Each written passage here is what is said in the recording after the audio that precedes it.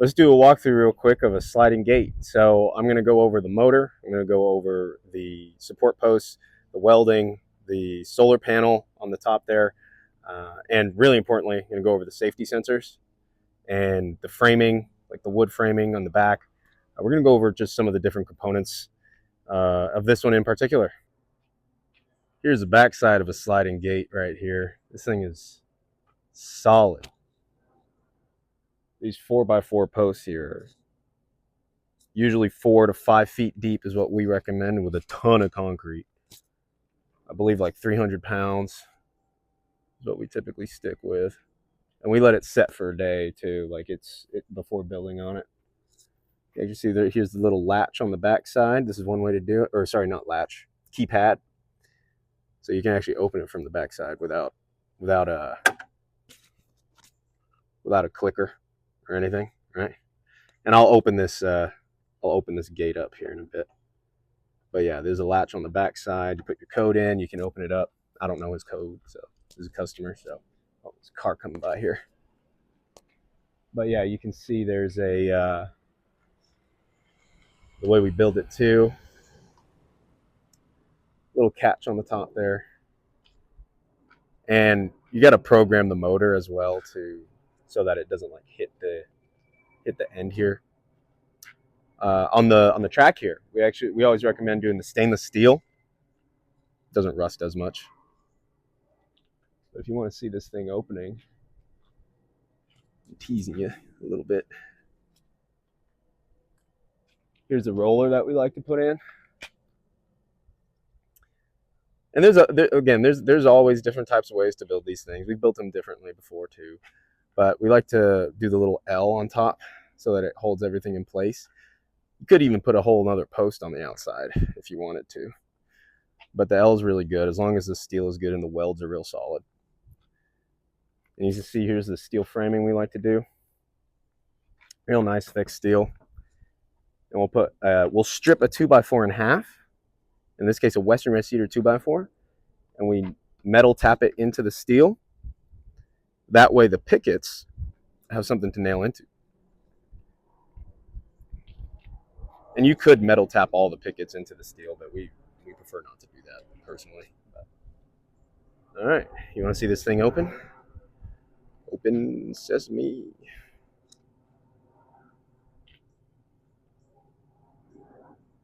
Quiet that is.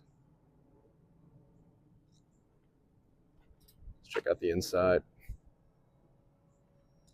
See that photo eye went off? See how it's changing colors when I step in front of the sensor? I don't know if you can see that. You see that? See how it turns red? See that? There's a lot of components in this. You have to just know how to program this. This one in particular is a LiftMaster. This is a LiftMaster CSL 24UL. If you're going to go with a sliding gate, especially 8 foot tall and board on board style like this, I always recommend going with the commercial grade. It does not hurt to overdo it a little bit. And in this case, it's not even being overdone. This is what's recommended. But even if you're doing a smaller one, I recommend commercial grade. The C and S, CSL stands for commercial. This motor is the way to go. LiftMaster CSL 24UL. It's a lot more robust. It lasts a very long time. This is the solar kit right here. We can show you more on that. We actually have a video on going over the programming on all this stuff. But essentially, you need to program how far it slides before it stops. Like you have to set the boundary limits on the open and close and whatnot. And you can adjust the speed a little bit too. Not so much with the LiftMaster. That's more all-o-matic motors can do that more. But anyway, I'm going on a tangent.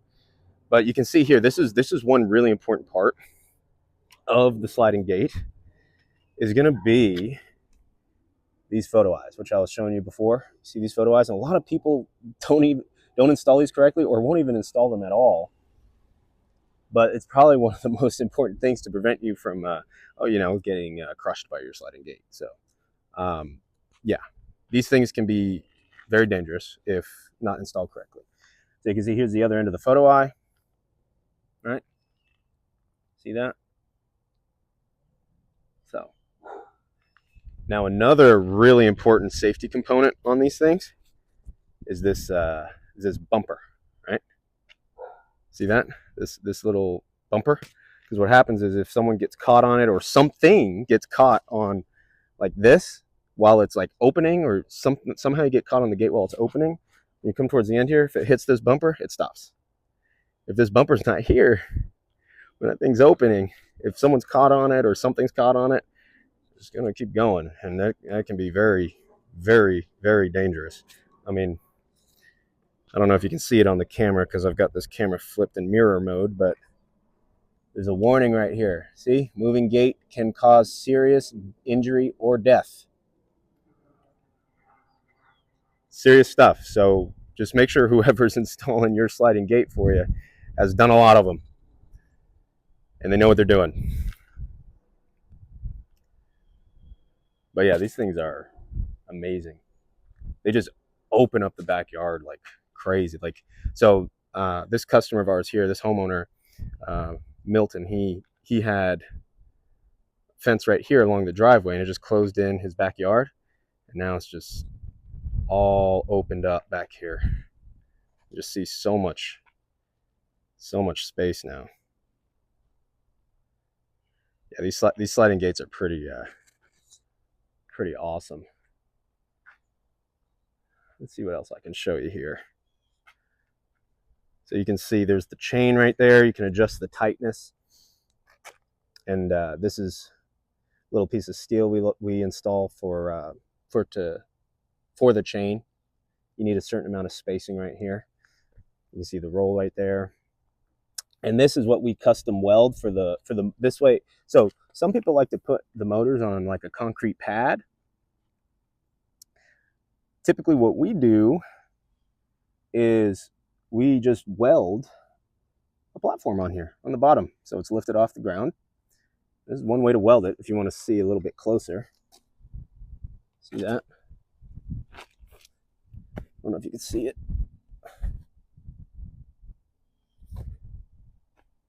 See, that's one way to weld it. Put some of that 4x4 in the ground there and just have like a nice little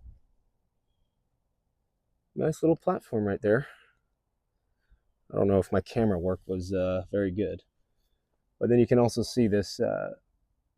See the track there. There's a stainless steel track. I'll see if I can edit a diagram for you. But I like to let's see if you can see one of the footers.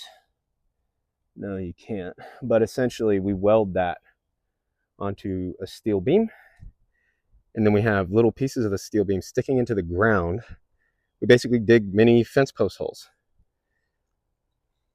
So that's pretty cool. If I have time, oh my gosh, I hate editing videos. If I have time, I'll put a diagram of the build that I'm talking about with the footers, so you can have a better idea. But yeah, this is one good way to install it. LiftMaster is great for the motor. Commercial safety bumper, photo eye. Make sure you get all that in there. And yeah, this is, wow, it's so nice back here now. I know Milton loves it. Just opens up the backyard. He's got good plans back here too. He's gonna do grass and sprinklers, and he's gonna have a whole garden and whatnot. But yeah, this is a little bit about sliding gates. Oh, and one last thing I forgot to mention on the sliding gate is if you're doing solar, make sure the panel's facing south. We're in the northern hemisphere, so the sun is always tilted a little bit more on the south side. So you always want to face the solar panel toward the south. Now, if you can't get enough sun while facing the solar panel toward the south, sometimes you'll have to like move the solar panel far away or somewhere else and then run wire back over to the motor from the solar panel. But in this case, in most cases, it works out fine, especially here in North Texas. We don't really have that many trees everywhere. Some areas do. But yeah, that's what you want to do. Just make sure solar panel is facing towards the south. Or worst case scenario, you can do a direct electrical connection. I mean, you can't beat direct electrical. It does get quite expensive, especially with a licensed electrician when they pull the permit and everything. It usually comes out to quite a bit more, and solar more than often covers your needs. So just a little bit about the solar panel as well.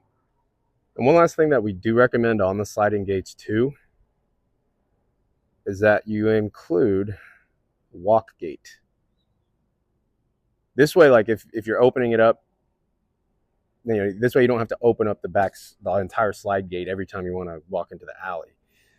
You can just have a nice walk gate right beside it, if you have enough space for it. Sometimes you can't, but it worked out here. So Jalapeno Fence Co. We're rebranding. Just a little side note. If you've seen our company, On Point Contractors, we're rebranding to Jalapeno Fence Co. Named after Jorge Jalapeno, my dad. His last name's not actually Jalapeno. Anyway. Nice work there, if I do say so myself.